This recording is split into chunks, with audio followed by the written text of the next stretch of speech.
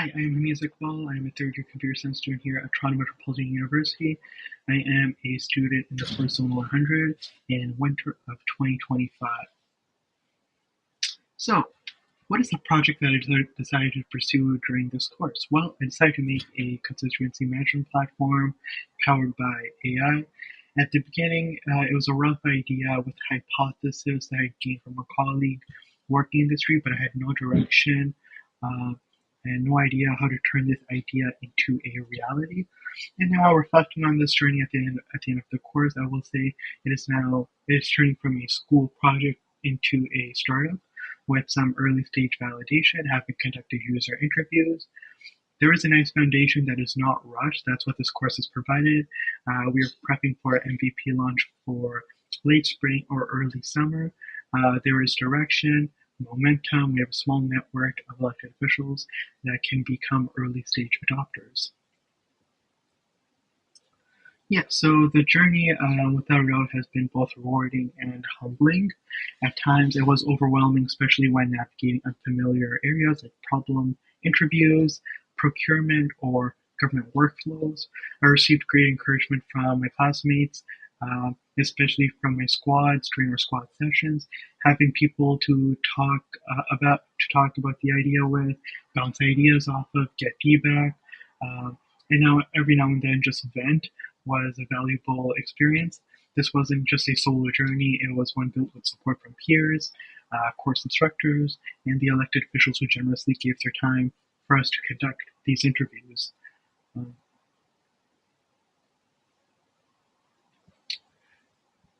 yeah, so we learned many lessons throughout the journey. One of the biggest lessons was just how complex it is to build and launch a product. There are stages like hypothesis, validation, minimum viable product, etc. And then in GovTech, there are even more layers like long decision-making cycles, privacy concerns, procurement policies, or even political aspects, and you just have to navigate through all of that. A major low is definitely rejections and being ghosted when conducting cold emails. In the beginning, that kind of silence was discouraging, but I've come to understand that it is not personal. Everyone's just busy, and just because someone doesn't reply doesn't mean it's not that an idea isn't valuable. Persistence matters. I've had three different sets of target audiences, and there's only the most recent one where we can say we have found success in. When we do hear back, it's generally positive. Several MPPs and staffers got back to me and were generally open to having conversations, even if an elected official wasn't interested or too busy. Their staff would often offer to conduct an email interview or hop on for a quick phone call instead. In those cases, they shared personal. In some cases, they shared personal work emails just to be kept into the loop. Their feedback wasn't just helpful, but it was validating. Finally, hearing about their day-to-day challenges and how our product, our solution could potentially fit into their workflow, made me realize that the opportunity here is both real and urgent.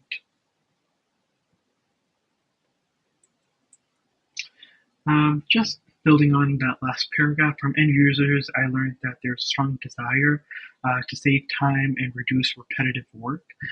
Many constituency offices regularly face 10 to 12-hour long workdays, often filled with administrative tasks that can pull time away from higher impact activities such as casework.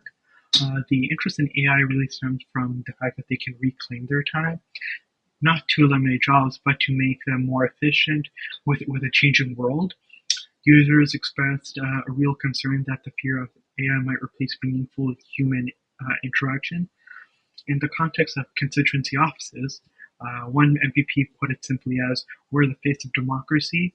We are the connection to the government." So there is some hesitancy of adopting AI in this workspace. Um, and now, just shifting direction, this course not only has provided uh, direction in this project, but also on myself. It's been a very reflective journey. I learned that I'm more resilient and resourceful than I previously thought. I discovered what keeps me motivated, talking to real people and seeing how technology impacts people. I also learned that I work best when held accountable by a structure or a community of sort, something that this course has really provided. It's something that I'm trying to replicate now that I'm ending this course and heading to the summer into the post Zone 100 life.